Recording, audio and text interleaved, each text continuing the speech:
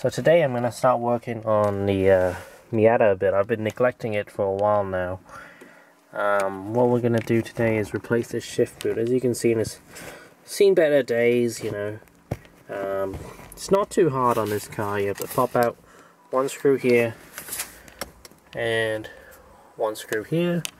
Take off the shift knob and then one screw in the under the armrest, and I think one more under the ashtray, and that's about it. Yeah, one there. Not the best looking ashtray either, but this one's on the outside, and Mazda's kind of tried to make it look a bit prettier, so they put these plastic caps on it. It's still relatively easy to remove. I mean, it's just a basic Phillips design. You just pop it open like that, and it's just a regular Phillips screw underneath. That just makes it look a bit cleaner. It's not too hard to lift it out. The only thing left is the power steering. I mean, not the power steering. The power window. The button here is still clipped in. To access the clip, you kind of just have to reach under and unplug it. With the power window plug unplugged, you now have full access to the center console or the armrest unit here. I don't want to accidentally open it. And then we can see the shift boot here. It looks like it's just 4 screws. I actually haven't attempted to do this myself, but as with most things with this car, it's usually relatively straightforward. So I'm just going to take out those 4 Phillips screws and see what happens. As I kind of suspected, those 4 Phillips screws gives you full access to the leather shift knot or shift boot. It's kind of stained on the bottom side. Yeah, I'll be glad to get this out. I've just replaced the 4 screws so I don't lose them later on. They're pretty specific, I think. Now that we have the shift boot loose, we can kind of see how it's held in. It's just these plastic tabs or hooks, whatever you want to call it. And I guess you just kind of unhook them. Really straightforward.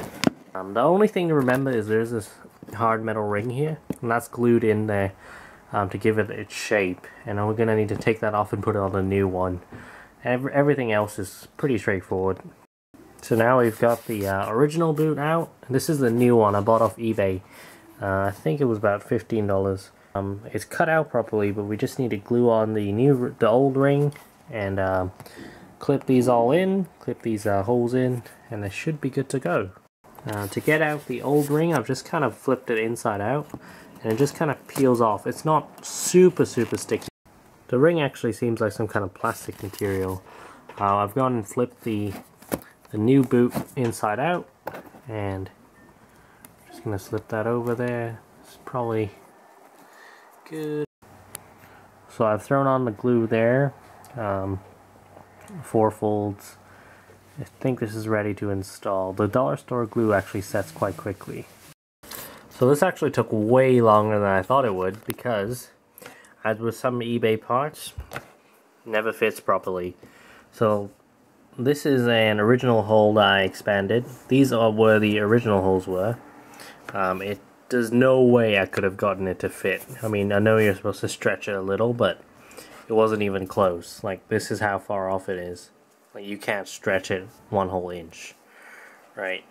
I cut this hole myself. Cut this hole. I had to cut this hole. That's where the original one was. I don't know why that was there, because there's only 2 prongs here. And had to cut that one. They're all off by at least like 2 centimeters. Now that we've got a bit of spare time, I'm also going to remove the handbrake cover, or this little plastic piece here, and replace it with the leather one that matches the new shift boot.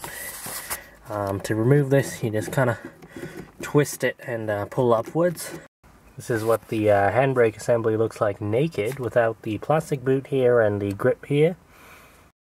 It's a bit of a squeeze to get the leather one through the ring here. All we have left to do is tuck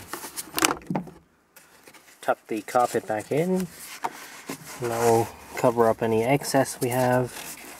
So there we have it, the leather shift boot installed, or the leather shift boot and the leather handbrake boot.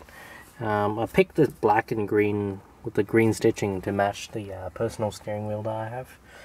And the leather needs to break in a little.